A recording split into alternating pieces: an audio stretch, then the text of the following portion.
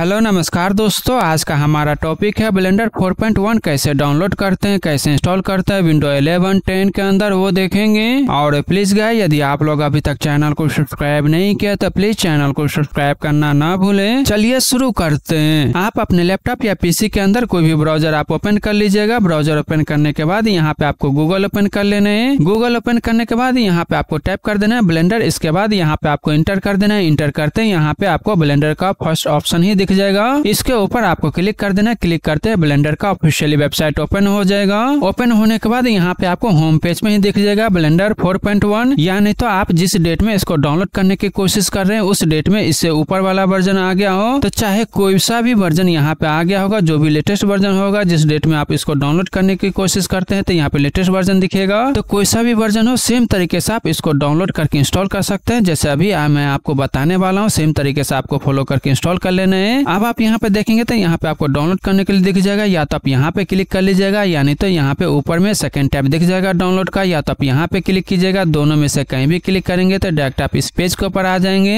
यहाँ आने के बाद अब आप यहाँ पे देखेंगे तो यहाँ से डायरेक्ट आप EXE डाउनलोड कर सकते हैं। यानी तो आप यहाँ पे क्लिक करेंगे तो यहाँ पे इस तरह से लिस्ट ओपन हो जाएगा। यहाँ से डायरेक्ट आप EXE डाउनलोड कर सकते हैं। पोर्टेबल चाहिए तो यहाँ से कर सकते हैं। मैक्रो स्टोर से डाउनलोड करना है तो यहाँ से कर सकते हैं। मैक के लिए चाहिए, लिनक्स के लिए चाहिए, स्टीम से करना चाहते हैं तो यहाँ से कर सकते हैं। तो यहाँ पे आपको मल्टीपल दिख जाएगा। विंडो का EXE डाउनलोड करने के लिए आपको क्या करना है, डायरेक्ट यहाँ पे क्लिक कीजिएगा, यानी तो आप यहाँ पे क्लिक कीजिएगा। दोनों में से कहीं से भी क्लिक कर दीजिएगा तो डायरेक्ट EXE डाउनलोड हो जाएगा। इस तरह से आपके केस में भी ऑटोमेटिक डाउनलोड होना शुरू हो जाएगा। या नहीं तो आपके केस में भी इस तरह से विंडो ओपन हो जाएगा। आपको पूछेगा कहाँ पे सेव करना है, तो आप अपने हिसाब से यहाँ पे 5 सेलेक्ट कर लीजिएगा, जहाँ पे भी EXE को आप सेव करना चाहते हैं। उसके बाद आपको क्या करना है, यहाँ पे सेव पे क्लिक कर देना है। क्लिक करते हैं, इस तरह से आपके केस में भी EXE डाउनलोड हो जाएगा। डाउनलोड कंप्लीट होने के बाद आपको क्या करना है, उस फोल्डर के अंदर जाना है जहाँ आपने इसको सेव किया, वहाँ पे आपको इस तरह से EXE दिख जाएगा। अब आपको क्या करना है, इस EXE के ऊपर आपको राइट क्लिक करना है। इसके बाद यहाँ पे आपको दिख जाएगा प्रॉपर्टी, इसके ऊपर आपको क्लिक कर देना है। क्लिक करते हैं, इस तरह से विंडो ओपन हो जाएगा। अब मान लीजिए यदि आपके केस में भी यहाँ पर अनब्लॉक दिखता है तो आपको क्या करना है, इसको टिक मार्क कर देना है। इसके बाद आपको अप्लाई पे क्लिक कर देना है। यदि आपके केस में यहाँ पर अनब्लॉक नहीं दिखता है तो आपको क्या करना है, ओके करके बाहर आ जाना है। अब हम इसको इंस्टॉल करेंगे, लेकिन इंस्टॉल करने से पहले एक चीज मैं आपको यहाँ पे बता देना चाहता हूँ। ये जो लेटेस्ट वर्जन है ये केवल 64 बिट के ऑपरेटिंग सिस्टम में ही काम करता है। यदि आपके केस में 32 बिट का ऑपरेटिंग सिस्टम होगा तो आपके केस में ये इंस्टॉल नहीं होगा। इसलिए आप 32 बिट का ऑपरेटिंग सिस्टम में इसको इंस्टॉल करने की कोशिश मत कीजिएगा। अब यदि आपको ये पता नहीं है आपका ऑपरेटिंग सिस्टम कौन सा है, 32 है या 64 बिट है, तो इसके लिए आपको क्या करना है, यहाँ पे आपको दिख जाएगा दिस पीसी, इसके ऊपर आपको राइट क्लिक करना है। इसके बाद यहाँ पे आपको दिख जाएगा प्रॉपर्टी, इसके ऊपर आपको क्लिक कर देना है। क्लिक करते हैं, इस तरह से विंडो ओपन हो जाएगा।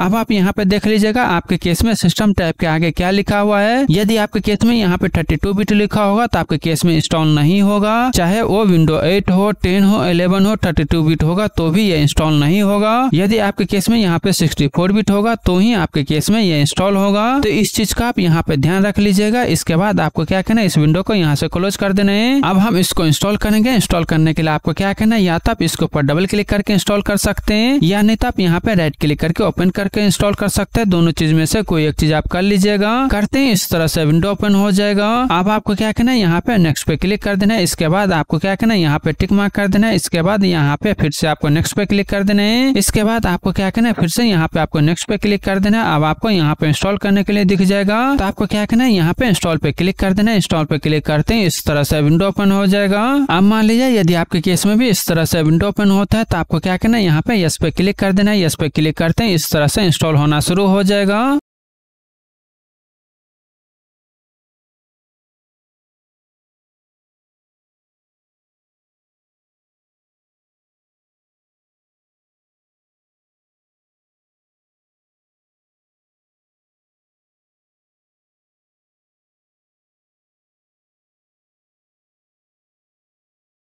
इंस्टॉलेशन कंप्लीट होने के बाद इस तरह से ये वाला विंडो कंप्लीटेड लिखा हुआ आ जाएगा। अब आपको क्या करना है, यहाँ पे फिनिश पे क्लिक कर देना है। क्लिक करते हैं, इंस्टॉलेशन कंप्लीट हो जाएगा। अब यदि आप इस EXE को कहीं और सेव करके रखना चाहते हैं तो आप रख सकते हैं, यानी तो इसको आप यहाँ से डिलीट करना चाहते हैं तो यहाँ से आप इसको डिलीट भी कर सकते हैं। अब हम चेक करेंगे जो इंस्टॉल किए हैं प्रॉपर काम करता है या नहीं करता है। इसके लिए आपको क्या करना है, इसको ओपन करके चेक कर लेना है। ओपन करने के लिए आपको क्या करना है, या तो आप यहाँ पे देखेंगे शॉर्टकट आइकन होगा, या तो आप यहाँ पे क्लिक करके ओपन कर सकते हैं, या नहीं तो आप यहाँ पे सर्च करके करके भी ओपन कर सकते हैं। दोनों में से कहीं से भी क्लिक करके आपको इसको ओपन कर लेना है। क्लिक करते हैं इस तरह से विंडो ओपन हो जाएगा। आप देख रहे हैं विदाउट कोई एरर ये ओपन हो चुका है। अब आप यहाँ पे देखेंगे तो यहाँ पे आपको दिख जाएगा इंपोर्ट करने के लिए। यदि आप पुराना वर्जन यूज कर रहे थे उसका सेटिंग आप इंपोर्ट करना चाहते तो यहाँ से इंपोर्ट कर सकते हैं। यदि नया प्रोजेक्ट आप क्रिएट करना चाहते तो यहाँ पे न्यू सेटिंग दिख जाएगा। तो यहाँ से आप लैंग्वेज सेलेक्ट कर सकते हैं। आपको कौन सा लैंग्वेज चाहिए यहाँ से सेलेक्ट कर सकते हैं। ब्लेंडर का शॉर्टकट कैसा चाहिए यहाँ से सेलेक्ट कर सकते हैं। सिलेक्शन किधर चाहिए, लेफ्ट चाहिए राइट चाहिए, यहाँ से सेलेक्ट कर सकते हैं। यहाँ पे आप इस तरह से सेलेक्ट कर सकते हैं। इसके बाद यहाँ पे थीम कैसा चाहिए यहाँ पे आप अपने हिसाब से सेलेक्ट कर सकते हैं। इसके बाद सेव न्यू सेटिंग के ऊपर आपको क्लिक कर देना है। क्लिक करते हैं इस तरह से विंडो ओपन हो जाएगा। अब आप इसको किस पर्पस के लिए यूज करना चाहते हैं उसके हिसाब से यहाँ पे आपको अलग अलग सेटिंग दिख जाएगा। यदि आप जनरल पर्पस के लिए यूज करना चाहते हैं तो ये कर सकते हैं। 2D एनिमेशन बनाने के लिए यूज करना चाहते हैं तो इसको आप यूज कर सकते हैं। इसके बाद ये वाला यूज करना चाहते हैं तो इसको कर सकते हैं। VFX के लिए यूज करना चाहते हैं तो इसको आप यूज कर सकते हैं। वीडियो एडिटिंग के लिए यूज करना चाहते हैं तो यहाँ से क्लिक करके ओपन कर सकते हैं। तो यहाँ पे आप अपने हिसाब से इसको यूज कर लीजिएगा। जो भी आप यूज करना चाहते हैं आप अपने हिसाब से इसको यूज कर सकते हैं। और प्लीज गाइस चैनल को सब्सक्राइब करें, लाइक करें, शेयर करें। Thank you.